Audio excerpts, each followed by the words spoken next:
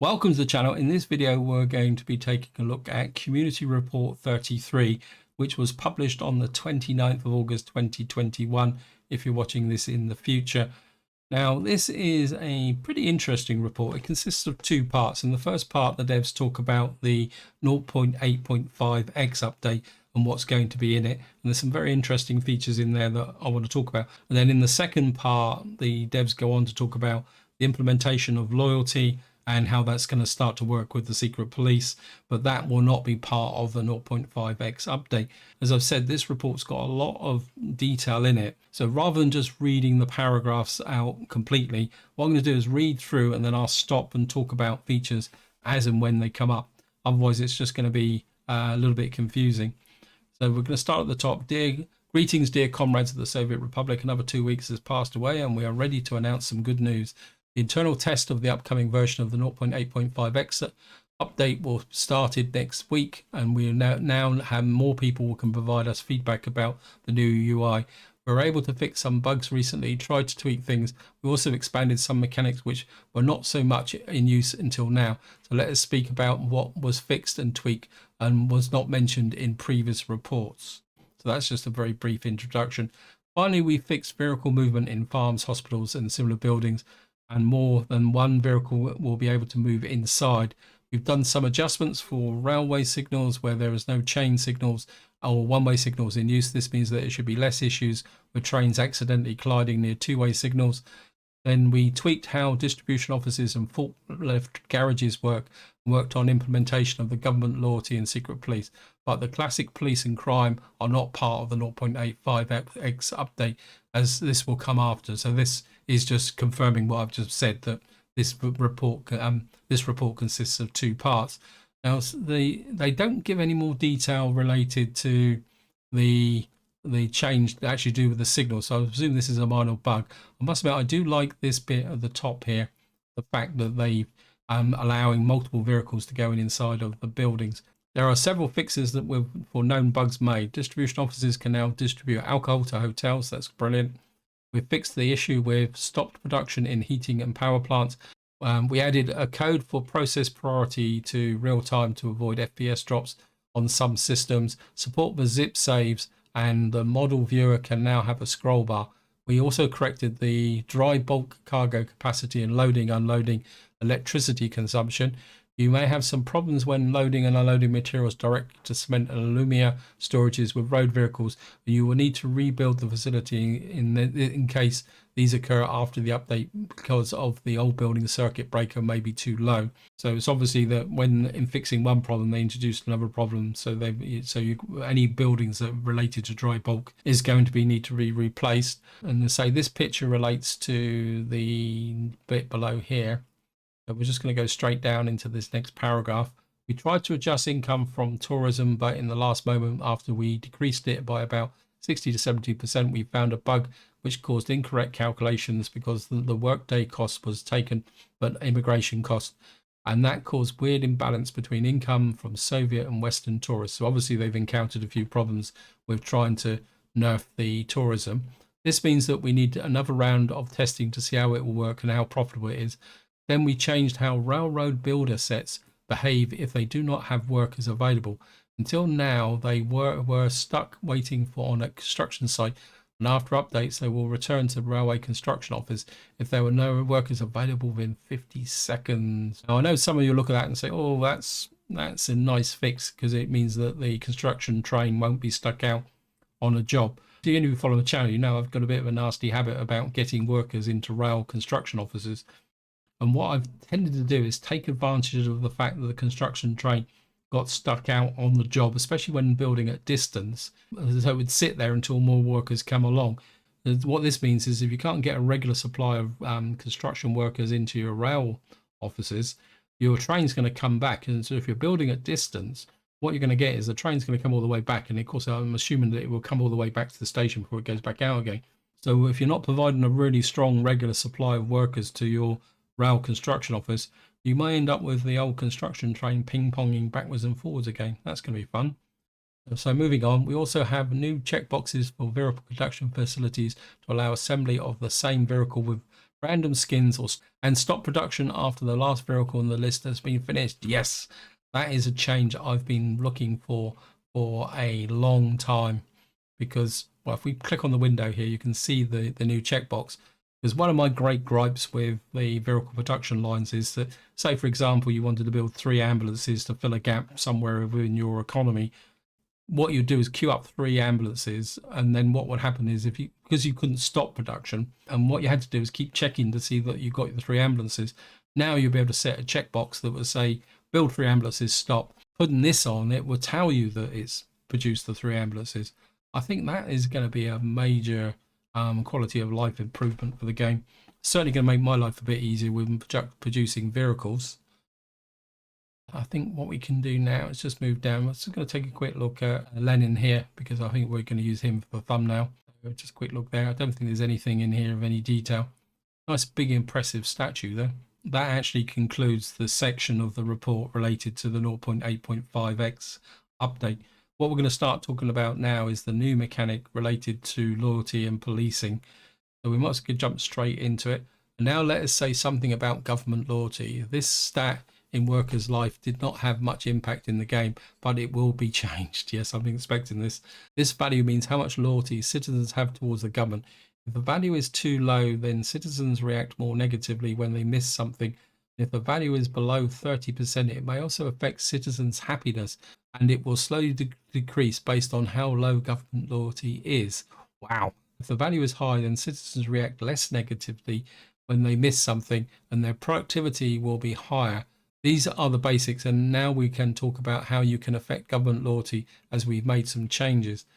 That is big. That is going to change completely the way the game's going to operate, because at the moment you play, you completely ignore loyalty. I think I went and took a quick look at my current series, and both of them have between 0 and 1% loyalty. This idea that if the loyalty is low, they react more negatively towards the missing goods. That means that poses the question, do we have to supply electronics? That could be interesting. And that means that effectively below 30% loyalty, you're going to get a double impact from the general unhappiness with not providing the goods, if you're not providing them, plus the fact that your happiness will be decaying anyway. But on the positive side, if you can get the loyalty high, it doesn't actually say what high is. You'll be able to get less negativity, which may make everyone happier. And also you're going to get a bit of a productivity boost as well. So that could be quite useful. So we're just going to move down now to the next section and see how we can actually improve loyalty. Previously, you were able to raise it using TV and radio broadcasts. Updating, you will have new ways, and it will be quite complex in the end. Thank you, devs. Your schools, universities, orphanages. Now, I wonder what the orphanages are. Prisons, TV and radio stations will affect government loyalty based on how loyal your teachers, professors and other staff working there is. Interesting. The higher their loyalty will be, the higher the loyalty of their students will be. You will be able to restrict who can work in your schools and universities to have only the most loyal workers there if you have some. Besides schools, universities and broadcasts, we've added 2 more things that can affect government loyalty positively. Personal cars will be the tool you will need when you do not have active broadcast of propaganda. You can give your most loyal workers cars and thus keep and raise their loyalty slightly. And the better and faster the car, the more impact on loyalty it has. This is going to be very interesting, because it's in some ways it's going to be very tightly tied to education. So let's have a look at the picture, because we've got you've got a school there, so you can set the loyalty of your teachers, which then passes that loyalty onto your students, and then you can do the same with your lecturers, and then but you can set a condition that only students with a certain loyalty can actually attend. Because if students' loyalty is unknown, it is allowed to study. So loyalty is going to be very much like education, a very long-term project, something you're going to have to start on almost from the beginning of the game, because it's not going to suddenly shoot up vast amounts, and it doesn't look like there's going to be any quick fixes. Now, depending on the level of loyalty when you start the game, what you're going to need to do is get the loyal teachers in to educate the new children, which will then get better loyalty, which means they can go on to further education. And what you're probably going to have to do is start with a relatively low loyalty setting, dependent on the loyalty when you actually start a new game. And then you're going to have to kind of progressively increase it as you go up. And from a personal perspective, that means my general strategy of giving everybody a higher education, it's not going to work, is it? Because what you could end up with is lots and lots of teachers with low loyalty, which are then educating their students to be there. So they're going to be the rebels in society. Interesting. This is going to be a very interesting challenge. They're not kidding when they say it's going to be complex. So let me just see. So let's go down to here now. Another way you can increase government loyalty is to have your city monuments. However, these can increase government loyalty only up to 50%. For another increase, you will need to use different methods. Yeah, so this is effectively a little bit of a fix to ensure that we don't just build loads and loads of monuments, so you can only get a boost of 50%. What's in the picture then? Secret police need a visit to display the government. Oh, I didn't see that when I was looking at this picture before. So you can set the loyalty to the halls of residence. But if you don't have secret police, you don't know how loyal your people are. Because, of course, the way loyalty is shown is you get the overall loyalty, which is from the population page. You can look at it by building. And I think if you can click on individuals, you can also see the individual loyalty. That means that what you're going to need to have is your workers who have a very high level of loyalty near your education centres, aren't you? Yeah, very, very interesting. So moving on, secret police will now have their own role in the process too. Why? Because you will not know how loyal your citizens are to your government without the secret police. You will need them to investigate workers, as their loyalty will be hidden. And if it is hidden, you may think that they are loyal, but they are not. And they may be allowed to work in your education and broadcasting facilities, negatively affecting the loyalty of those listening to you. Oh, so that also applies to broadcast centres as well. So we're going to have to manage the loyalty of people in certain institutions and bodies. What's this picture then? So this is just, I think they've flipped the pictures round actually. I don't know if you can read the small red print at the bottom, but it says government loyalty influence plus 5.2%. Yeah. They literally got the pictures the wrong way around. That's okay. Let's have a look at the final picture. It says secret police. So you'll be able to say you can set the loyalty of the secret police as well, which is going to be quite interesting.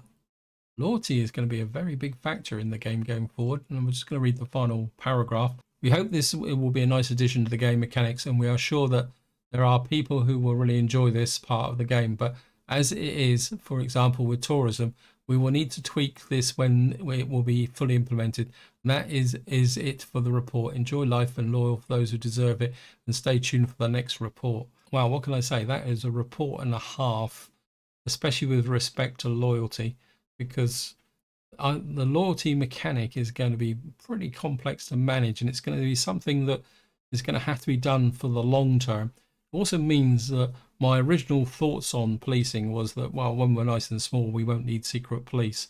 It's also got implications for early starts. I don't know how you could work that out, especially if you go back pre the revolution. I suppose you could. Then again, the Tsar had a secret police as well, didn't he? So there was an argument for there. So the loyalty could be prior to the revolution would be loyalty to the Tsar. Post the revolution would be loyalty to the Communist Party. I think this is going to be a real challenge. I don't even want to speculate the impact on if you've got an existing Let's Play, because if you've not been maintaining loyalty, then suddenly getting this dropped in as an update, what effect it would have on the overall economy would be quite interesting. I think in the context of my current series, I'm probably going to have to think a little bit more about broadcasting and trying to get the loyalty up in order to be able to continue playing these series. I think I need to stop there before I spend the next 20 minutes speculating about how we can deal with loyalty. And so this is where I'm going to leave it. Hope you enjoyed the video. Hope you found it interesting. Any comments, opinions, feel free to chuck them in the video description, because I think this is a subject that's going to really light up some of the discussion areas related to the game. But until next time, whatever you do, enjoy your gaming.